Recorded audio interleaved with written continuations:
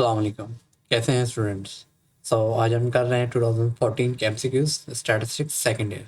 ठीक है guys, first MCQs हमारे पास है, the height of the students of a class is constant, continuous variable, discrete variable और qualitative variable. Qualitative नहीं हो सकता क्योंकि ठीक है, और कांस्टेंट भी नहीं हो सकता क्योंकि हाइट जो होती है वेरी कर रही होती है। अब रहा डिस्क्रीट एंड कंटिन्यूस। डिस्क्रीट के अंदर आप देखते हैं कि आपके पास होल नंबर में होता है 1 2 3 4 0 5 6 7 8 इस तरह से। बट आप देखते हैं कि हाइट जो होती है क्वाइट डिफरेंट होती है। जिस तरह से आप 5 इंचज़ के अंदर भी आप जाएंगे तो उसके अंदर भी आपके पास डेसिमल आ जाएंगे। इस वजह से ये डिस्क्रीट भी नहीं हो सकता। हाइट बेसिकली आपके पास क्या है, कंटिन्यूस वेरिएबल है। ठीक है गाइस, तो बी जो है आपके पास राइट ऑप्शन है। Second MCQ, the data which is process at least once is called, definitely वो आपके पास कह रहेगा सेकेंडरी डेटा। ठीक है, if the mean of the data with 25 observation is 40, then the summation X is, summation X क्या होगा? हम सबसे पहले फार्मूला लिख लेते हैं। मीन का फार्मूला क्या होता है? Mean that is summation X divided by N, यही फार्मूला होता है। इस केस के अंदर मीन जो है आपके पास बेसिकली 40 है। ठीक है, 40 हो गया, और समीशन एक्स तो आपको मालूम ही करना है, और एन बेसिकली आपके पास 25 है। एक तरह से 40 को मैं यहाँ पे लिख लेता हूँ। ठीक है गाइस, ये मीन है आपके पास, 25 ऑब्जर्वेशन है, समीशन एक्स मालूम करना है। सिंपल मैथ्स कर लेते हैं। 25 डिवाइड हो रहा है, राइट पे जाके क्या हो जाएगा? मल्टीप्लाई हो जाएगा।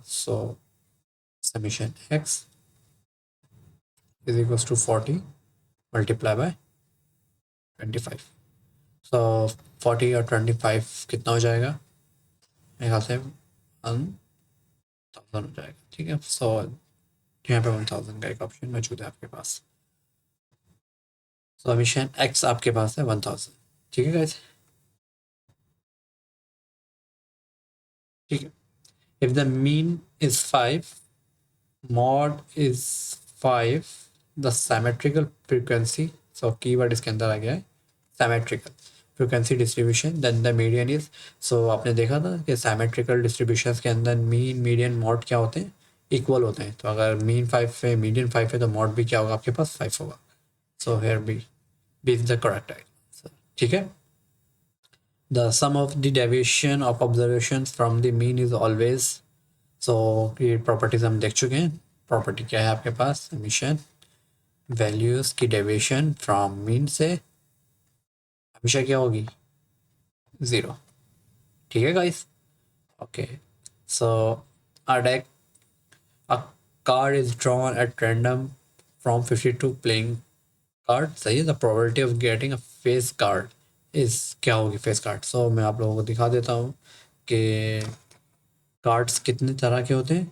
ठीक है गाइस, तो ये आपको शायद दिख रहा है कि ये आपके पास किंग है, कॉइन है, जैक है। इसी तरीके से ये सब के अंदर होते हैं, हार्ट शेप के अंदर भी होते हैं।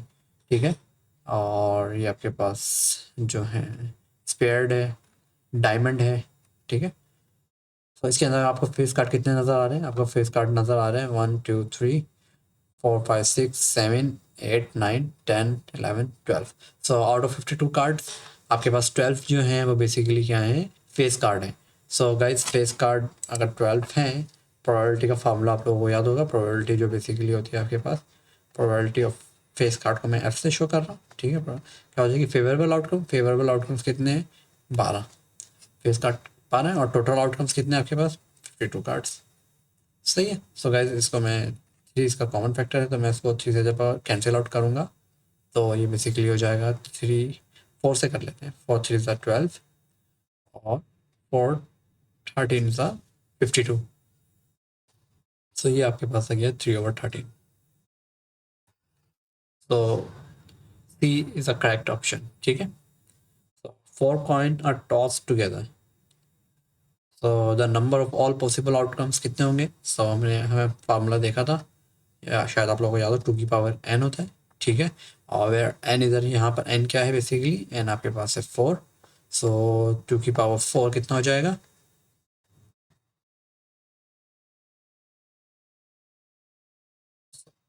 2 की पावर 4 बेसिकली आपके पास आ जाएगा 16। So the answer is 16। ठीक है guys. So 5C3 is equals to, so 5C3 जो है बेसिकली आपके पास कॉम्बिनेशन है। ठीक है। सो कॉम्बिनेशन का जो फार्मूला बेसिकली आपके पास होता है वो बेसिकली क्या होता है, n factorial divided by n minus r factorial. ठीक है गाइस। और मेरा ख्याल है r फैक्टोरियल से भी मल्टीप्लाई होता है ये। इसको हम कंफर्म कर लेंगे। बहरहाल मैं ऐसा करता हूँ, इसको डायरेक्ट कैलकुलेटर से करता हूँ। आप लोगों को कैलकुलेटर अलाउ है एग्जाम्स के अंदर, तो आप भी इसे डायरेक्ट कर सकते हैं। ओके, डायरेक्ट करते हैं। तो ये बेसिकली है 5C3।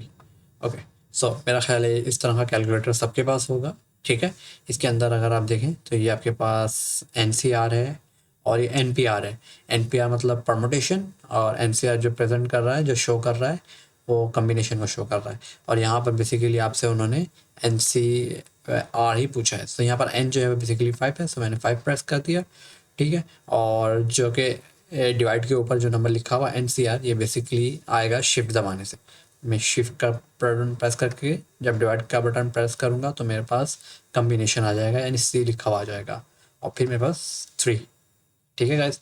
सो इस तरह से हम करेंगे तो आपके पास आ जाता है आंसर, करेक्ट आंसर 10। मेरा ख्याल है 10 आपके पास यहाँ पे मौजूद है। ठीक है। सो यहाँ पे से करके देखते हैं। और अगर मैं बगैर कैलकुलेटर करना चाहूँ तो ये मेरे पास हो जाएगा 5 फैक्टोरियल और 5 माइनस ये हो जाएगा 2 फैक्टोरियल।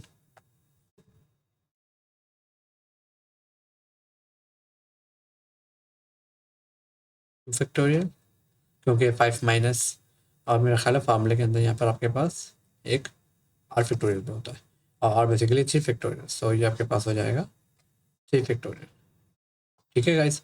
तो आपके पास जो आंसर आएगा वो जाएगा 5 इंटू 4 टू 3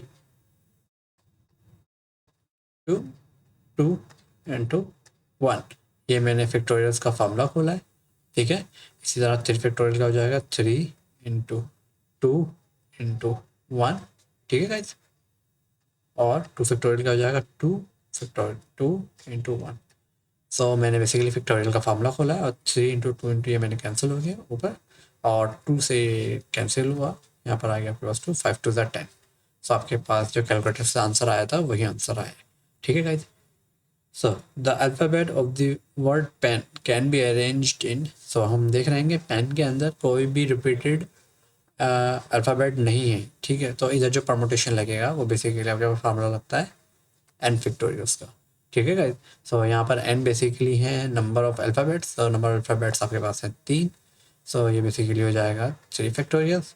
सो 3 फैक्टोरियल्स आपके पास होता है 3 इंटू 2 इंटू 1। तो ये आपके पास हो जाएगा 6। तो यहाँ पर आपके पास D जो है वो आपके पास एक करेक्ट ऑप्शन मौजूद है। So the characteristics of sample is non age, so ये हम जानते हैं, हमने थ्योरी में देखी हुई चीज़ें कि ये आपके पास कहलाता है स्टैटिस्टिक। ठीक है। सो गाइज आपका ये 2014 भी मेरा ख्याल है कंप्लीट हो गया। सही है। अगर इसमें से आपको कोई चीज़ समझ में नहीं आई हो और या कोई कमेंट करना चाहते हो तो काइंडली मुझे बताइएगा। Thank you.